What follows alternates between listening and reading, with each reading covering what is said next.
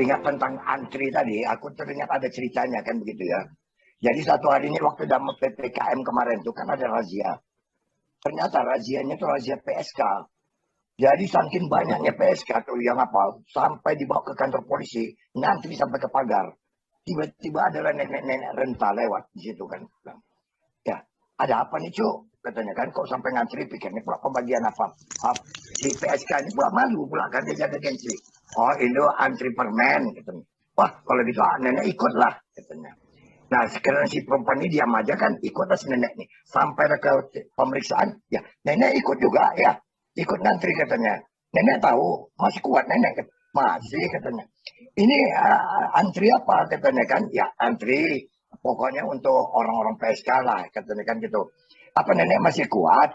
Oh kalau untuk isap-isap aja masih kuat lah katanya kan begitu. Kalau itu permen.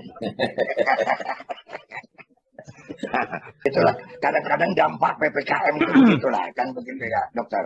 Ya, jadi selain daripada memang kita kata Ari tadi ya tentang masalah kesehatannya juga kan faktor-faktor lain psikis kita juga. Coba ada yang ingin saya tanya dokter, ini kan pernah saya dengar kabar bahwasanya ahli di dalam HIV ya kemarin AIDS. Sampai hari ini saya dengar itu vaksin terhadap itu aja belum ketemu. Ya, vaksin terhadap itu aja belum ketemu. Bagaimana dengan vaksin ini sekarang ini, dokter? Ya. Apakah memang bisa kita gunakan itu? Bermanfaat kan enggak? Vaksin HIV sampai sekarang belum ketemu. Karena HIV itu virusnya tidak langsung menimbulkan penyakit. Virusnya itu menyerang sel-sel yang berfungsi untuk meningkatkan untuk daya tahan tubuh. Jadi begitu virusnya itu menyerang sel-sel limfosit yang berfungsi untuk daya tahan tubuh, maka sel limfositnya mati. Kalau sel limfositnya itu menurun, sangat menurun, maka daya tahan tubuh seseorang itu akan menurun sehingga dia mudah mendapat infeksi lain. Itulah yang disebut dengan infeksi oportunistik. Berapa lama dia bisa menurun? Bisa dari mulai 1 tahun sampai 10 tahun. Jadi artinya apa? Orang yang terinfeksi HIV itu bisa tanpa gejala sampai 11 tahun, 10 tahun begitu. Oleh karena itu untuk meneliti vaksinnya susah. Sementara COVID ini kan penyakit akut. 5 sampai 10 hari, katakanlah 2 minggu. 5 sampai 2 minggu kalau sakit COVID, kalau nggak sembuh mati, itu aja. Ya, ini sudden death ini. Ya kan kalau ini kan bicara tentang imunitas juga ya. Kalau HIV itu kan berarti kan sudah kebal ya, tidak apalagi untuk mengangkat imunnya kan gitu. Beda dengan COVID ini, kalau kita vaksin itu kan masih bisa mengangkat imun kita kan dengan apa? Di mana apanya sama-sama bahayanya nih mungkin dokter. Tapi kenapa kita lebih mencuat tentang COVID ini dibandingkan HIV? Karena COVID ini menularnya langsung melalui udara. Kalau HIV kan melalui hubungan seks, menular langsung juga, tapi melalui udara tidak. Kalau ini melalui udara, dekat-dekat, bercakap-cakap pun bisa menular. Cepat, dan dia akut, 2-5 hari sudah timbul gejala. Kalau HIV menular sekarang, kalau nggak diperiksa laboratorium sampai 10 tahun bisa aja nggak tahu. Jadi gini kurasa Bang Halis juga dilihat dari apa ini keyakinan agama juga ya. Allah itu kan sebenarnya kan sudah memberi hukuman kepada orang-orang yang membuat perbuatan yang nggak benar seperti misalnya berzina dan lain sebagainya. Tapi orang kan curi-curi, nggak lihat ya Tuhan tuh, nggak ada yang lihat paling kan. Jadi sekarang nggak usah saya nggak lihat. Masuk itu HIV tadi kan kira-kira begitu orang jadi takut. LGBT lah itu. LGBT. Melakukan hubungan seks LGBT itu lebih rentan. Itu satu.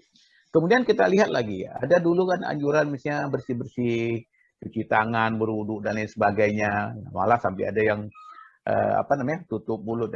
Akhirnya sekarang kejadian itu terjadi di kita hari ini. Kita sibuk-sibuk hari ini. Kalau dulu kan sering makan, kalau sekarang sering cuci tangan tapi nggak makan-makan gitu kan. Jadi ini kan berubah satu kondisi yang disebabkan ya mungkin itu datangnya dari Allah juga untuk memberi sapaan kepada manusia ini. Betul. Tapi ngeri loh, aku juga ngeri. Bayangkan ya, kemanapun aku pergi, baik di rumah aku, di kamar mandi, di lantai 3 atau keluar, itu kan di udara virus semua ini. Iya. Virus COVID ini. Nggak ada, dia nggak bisa lihat dia setiap saat dia bisa masuk kok. Kan begitu. Nah sekarang tinggal pertahanan tubuh kita kan. Nah jadi sebenarnya udara di dunia ini yang melingkupi dunia ini kan sudah kotor, sudah COVID semua. Dan itu bukan Indonesia, dunia loh. Jadi kalau bisa Ini. foto, barangkali udah itu. Gimana Bang? Inilah yang mau kutanya sama Umar. Ya, waktu pertama kali pandemi ini dikenalkan, kita lihat itu di TV-TV, orangnya kena penyakit, dipegangnya, dia udah kena di tangannya, dipegangnya, ditinggalkannya, kemudian kuman bakteri ini, virus ini menyebar ke seluruh. Udah, tidak pegang sama orang lagi, pindah dia, menyebar kemana-mana. Itu sekarang, itu mau kutanya, bener nggak itu? Itu apa karena kita ditakut-takutin atau dia menyebar sehingga seperti si Hari bikin, dia agak takutan lah ya di mana-mana kita baru pegang punya cuci tangan segala macam. Jadi istilahnya kayak Parno. Nah, sekarang itu benar nggak dia menyebar Itu benar, tapi tak secepat itu, tak secepat yang digambarkan di video itu. Itu kan langsung macam listrik, ya, macam arus listrik, keluar terus sampai ke tubuhnya. Kemudian pegangnya orang lain. Benar, tapi virus itu kan membutuhkan untuk berkembang dia harus masuk ke dalam sel manusia. Jadi kalau virus itu ada di tangan kita, dia tetap ada di situ, tidak masuk dia ke dalam saluran napas, mungkin dalam 3 jam dia mati. Atau dia ada di atas meja, tidak berpindah, tidak ada kesempatan dia untuk masuk ke dalam saluran napas dan masuk ke dalam sel yang ada reseptornya, dia akan mati. Napas dan mulut juga ya? Ya. Nah, kemudian ada dokter Lois yang bilang, kenapa nggak lubang kuping ditutup, semua lubang? Itu kan sudah dibuat Tuhan, dia jalurnya melalui saluran napas, tidak bisa dari telinga. Kalaupun di telinga, di situ tidak ada sel-sel yang punya reseptor virus itu. Reseptor ya. Iya, jadi Ya mata bagaimana? Ya, Kalau mata bagaimana? Kata orang melalui mata juga bisa masuk. kalau mata saya belum bisa pastikan betul, karena mukosa mata itu belum pasti. Saya belum bisa jawab bisa atau tidak. Karena dokter mata juga khawatir nih. Dokter mata khawatir kalau dia kemungkinan dia bisa tertular dari pasien-pasiennya. Iya, kalau mata. Itu. Kalau Kemungkinan mata 2 penyakitku ini cuman. mata Penyakitku cuma di mata 2. 2 Mata penyakit duitan. mata. Satu mata duitan, mata keranjang. Jadi sebenarnya ada yang lebih hebat dari COVID nih kalau gitu. Ya. Ya, kalau dia bisa ada mana-mana, ya itu cinta. Dari mata turun ke hati. Itu. Dari mulut kan bisa turun ke hati. Dari kuping bisa. Dengar Gitu, suaranya ya. pun suara, Wak. Turunnya ke paru, bukan ke hati. Dan kalau udah masuk jadi cinta, Ri, ya, Ah. seperti kata satu pantun, pahit buah mengkudu, lebih pahit si buah maja. Sakit kesandung batu, lebih sakit kesandung cinta. Jadi kena COVID, ngasih hati, cinta, putus, putus cinta lah. Jadi kalau Pak Bambang katanya putus cinta soal biasa, putus rem lebih bahaya. Betul. Ya, Mati ya. karena Bambang sudah memulai dengan pantun tadi kan begitu Dokter Umar. Iya, betul Pak. Sekarang kan orang kan pantun ini sebenarnya awalnya itu budaya itu apakah budaya Sumatera Timur atau sudah nasionalis dia itu Umar, sejarahnya gimana? Aku setuju ini Bang Haris ini. Kalau kita bicara penyakit ketakutan kita udah. Iya. Mari ketawa pantunnya lagi kita. Makanya, iya serius Tapi kita dengernya kan. Iya. Jadi saya baca sejarah pantun ini. Pantun ini sudah ada sejak abad ke-6 katanya. Abad ke-6. Abad ke-6. Jadi dia ada di beberapa negara, termasuk negara Saudi Arabia, Jazirah Arab ya. Kemudian di negara Asia, termasuk Filipina.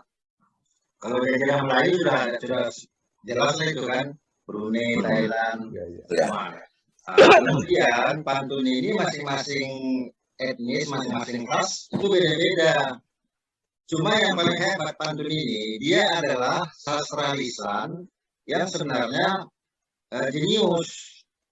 Contoh begini, asal ada pantun, pisang emas bawa berlayar, masak sebiji di atas peti, hutang emas boleh dibayar, hutang budi dibawa mati. Kenapa mesti pisang emas? Kenapa nggak pisang Ambon? Kenapa nggak pisang barangan? Ya. Nah, setelah diteliti, ternyata pisang emas ini memang dia masaknya tidak sekali semua, masaknya sebiji-sebiji. Ya. Oh gitu. Dan dia tahan lama. Jadi kalau orang mau berlayar, mau bawa bekal, dia nggak bawa pisang Ambon, dia bawa pisang emas. Jadi masaknya sebiji-sebiji, dia berlayar berminggu-minggu, bisa tahan lama. Ya, betul itu. Kemudian Itu bukan ini ya, apa Ya. bukan yang kau bilang tuh Mar, bukan itu kan sampiran sebenarnya. Artinya itu kan yang paling penting diambil AA, BB gitu kan, bukan begitu. Ya nggak ada hubungannya saya sebenarnya. dulu berpikir begitu, Bang Idrus. Ternyata untuk membuat sampiran itu tidak asal bunyi aja. Iya, iya, iya. Bukan Tidak asal AAII mencari- gitu ya. mencari rima saja. Itulah yang merusak pantun, Bang Idrus. Hmm. Misalnya jaga sembung bawa golok, nggak nyambung goblok. Nah, Itu dia hanya, Iya, iya. dia hanya mencari rima aja. hmm. Nah, jadi itu yang merusak pantun. Jadi saya lanjutkan. Untuk- Pisang emas Ya, itu Mas. ternyata bisa untuk mengobati mabuk laut.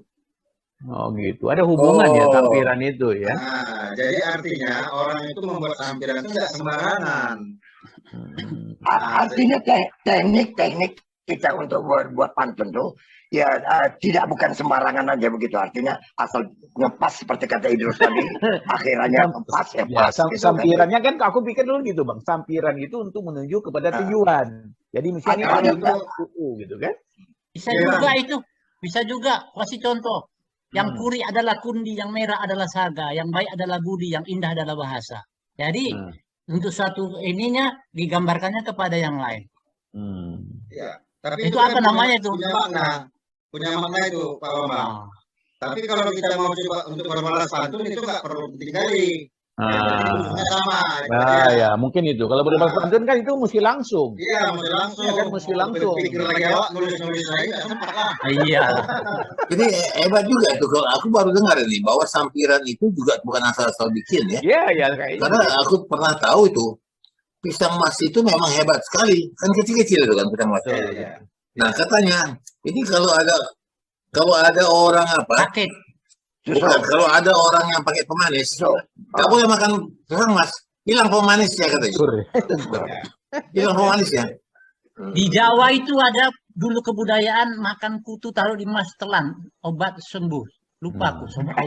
Kembali lagi ke obat, Ada. kembali lagi ke obat itu kan supaya bisa makan Iya, obat pakai betul. pisang. Kalau pahit dia masuk ke pisang kan, pluk gitu.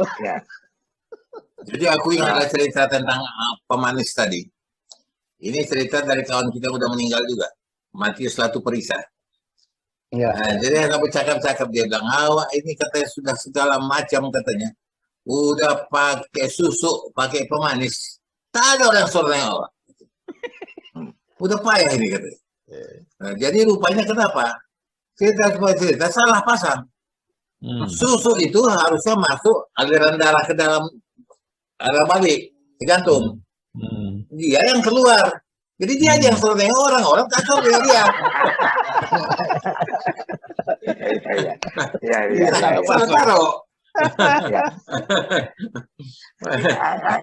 Dokter Umar, yang kembali tadi tentang pantun ini tadi kan, yang selalu kita dengar bahwa pantun itu kan menjadi suatu trademark daripada suku Melayu katanya kan begitu ya. Artinya pesisir, sedangkan daerah-daerah lain mungkin menggunakan itu sebagai puisi. Apa memang demikian kondisinya, dokter? Ya, ini menjawab pertanyaan Pak Halis ini teringat saya sebuah pantun. Kalau jalan-jalan ke Bengkalis, singgah sebentar rumah Sumando. Kalau mendengar pertanyaan Bang Halis, teringat waktu talk show di Radio Sindo. Jadi gara-gara pantun Bang Halis lupa saya pertanyaan apa tadi. Inilah bikin penyakit juga. Awal udah tua juga. Apa yang tanya tadi udah lupa pula kan gitu. Jadi gini Bang Ali, sebenarnya pantun ini, aku kan dulu sempat lihat lah itu apa tadi, lamaran apa namanya, jadi apa? Selangkai. Itu menarik betul. Jadi kalau acara itu aku pasti datang. Kalau misalnya ada selangkai itu, gitu. Karena memang, tapi betul-betul orang yang fasih ya, bukan yang nggak hafal itu jadi jelek gitu ya. Kemudian berkembang kayak tadi ke Jakarta itu jadi dirusak-rusak itu sama orang-orang pantun itu asal-asal, ya kan? Misalnya cakep kayak gitu. Jadi udah nggak karu-karuan pantun itu. Nah, Dos ya. Itu level si Jarbit itu. iya. Kalau Kalau awak seperti dulu ikan, Itu pantunnya. enggak, kau ikan ingat dulu sepat, awak ikan awak gabus. kan waktu di TV dulu kan sempat ada acara berbalas pantun. Iya, iya. Dulu zaman aku dulu kan. Kalau sekarang pendek-pendek ikan sepat ikan gabus makin cepat makin bagus. Itu itu bukan pantunnya itu seperti itu. Jangan ikan lele. Itu pantun Jarjit. Pantun Jarjit tuh. Levelnya level Jarjit yang pakai pantun itu. Makanya buruk irian cendrawasih sekian dan terima kasih. Mana itu bukan pantun. Pantun ini memang ada perubahan sesuai zaman. Pantun Gitu Minang ya? itu ada takile ikan dia, ialah tahu jantan betino.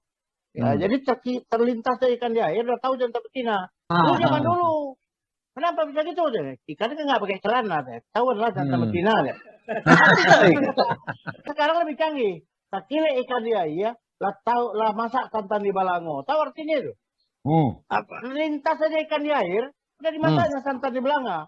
Artinya dia udah tahu dapat berapa kilo dia, berapa jenis ikannya, udah cepat. Zaman dulu cuma tahu jantan betina aja. Karena nggak pakai celana bisa. Tapi sekarang harus tahu terukur berapa kilo dapat ikannya, berapa kelapa yang harus dimasak. Itu dia. Nah tadi karena kau cerita nggak pakai celana, teringat aku ada sebuah cerita. Jadi rupanya waktu itu ada anak-anak pulang ke rumah bilang sama mamanya, "Mah, aku dapat uang 50.000 dari mana? Tadi aku manjat pohon-pohon." Ada om-om di situ ngelihat aku nggak pakai celana, turun dipanggil. Kenapa kau nggak pakai celana? Nggak ada celana aku bang. Katanya, dikasih uang 50.000. Rupanya si omaknya ini kepengen juga naik dia. Naik tak pakai celana ke bantu kan. Turun tuh sampai. Kasihnya 3.000 perak. Bingung ini ya untuk beli pisau cukur katanya.